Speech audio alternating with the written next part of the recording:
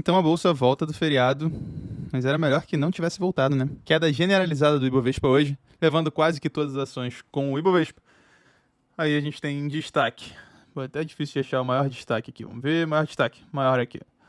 Rent, Localiza, que reportou resultado e o mercado não gostou muito. Mercado que está bastante apreensivo aqui no Brasil com toda a questão fiscal. Hoje que foi apresentado lá o texto da PEC de transição, e a gente tem alguns destaques, como Alcolumbre diz que minuta da PEC de transição não será nem de longe o texto apresentado. Além disso, Marcelo Castro diz que governo eleito propõe tirar 175 bilhões do teto de gastos para o Bolsa Família sem prazo. Isso é algo que o mercado se preocupa bastante. Bom, como o Alcolumbre falou, esse provavelmente não vai ser nem de longe o texto apresentado, então a gente não precisa escrever isso em pedra. Mas isso preocupa o mercado. E trazendo um texto aí do Mansueto Almeida, economista-chefe lá no BTG, ele explica por que isso preocupa o mercado. Se começarmos um novo governo com déficit primário do setor público de 200 bilhões, 2% do PIB, será muito difícil em 4 anos conseguir terminar o governo com superávit primário de 2% do PIB necessário para estabilizar a dívida como percentual do PIB. Isso pode mudar se houver aumento de carga tributária, o que não é bom. Mas se a decisão for retirar do teto do gasto toda a despesa com Bolsa Família, Auxílio Brasil, e aumentar despesa no próximo ano em 175 bilhões por 4 anos, sem definir a fonte de recursos, financiamento do programa, a dívida pública passará a crescer em um ritmo muito forte. Dívida pública crescendo em ritmo forte aumenta a taxa de juros e pode levar a uma revisão da nota de risco soberano pelas agências de classificação de risco. Isso não seria nada bom. Ele completa: se retirarmos todo o Auxílio Brasil, ou Bolsa Família, do teto de gastos pelos próximos 4 anos, a dívida pública em 2023 crescerá entre 3 a 4 vezes o que cresceu nos últimos 4 anos. Isso vai assustar muitos investidores e não vai ajudar na redução da pobreza. Bom, então, por aí você já consegue ter uma noção.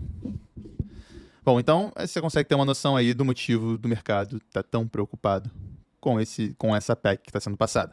E outra coisa que saiu aí depois do pregão, já estava meio que circulando no mercado, mais algumas fontes dizendo que o Haddad é favorito para assumir o Ministério da Fazenda de acordo com fontes.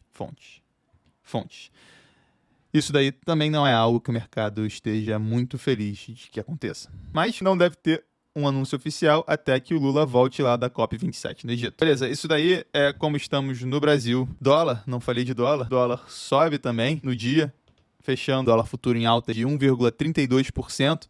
Então o índice brasileiro em dólar acaba caindo lá nos Estados Unidos, algo em torno de 4%. Agora falando de cenário externo. Ontem eu trouxe a notícia aí de que tinha tido um míssil russo que tinha atingido a Polônia e isso seria gravíssimo. Mas ainda estavam investigando aí o que aconteceu e, de fato, parece, pelo que investigaram até o momento, que a Polônia, na verdade, foi atingida por um míssil ucraniano defendendo contra um ataque russo. Isso aí acaba sendo ruim, mas não tão grave quanto a gente esperava ontem. Fora isso, a gente teve dados macroeconômicos lá nos Estados Unidos que trouxeram um certo nível de preocupação para o mercado com relação ao aperto monetário. Os dados de US Retail Sales, os dados de varejo, vendas no varejo, eles vieram acima da expectativa. Bom, parece que aqui com esse gráfico é terrível, mas a expectativa ali, o consenso era de 1,2, veio 1,3, então foi ruim, mas nem tanto assim. O ruim é que o mercado fica preocupado. A gente tinha tido dados de inflação abaixo das expectativas na semana passada, e aí o mercado tem um dado que é meio contrário aí, porque a economia segue estimulada, e aí ele pensa, será que o Fed vai ter que subir juros novamente? Sim, provavelmente ele vai continuar subindo juros, mas depende da magnitude. Essas daqui são as apostas lá na bolsa da CME, 85% das pessoas estão apostando lá em uma alta de 0,50 aí na reunião de dezembro, contra 14% apostando numa alta de 0,75. Ainda falando dos Estados Unidos, a gente teve agora uma notícia que saiu lá na CNBC, que os republicanos ganharam controle lá do Congresso pelas projeções da NBC News. Isso era algo que o mercado estava esperando. Vamos ver como é que ele reage amanhã.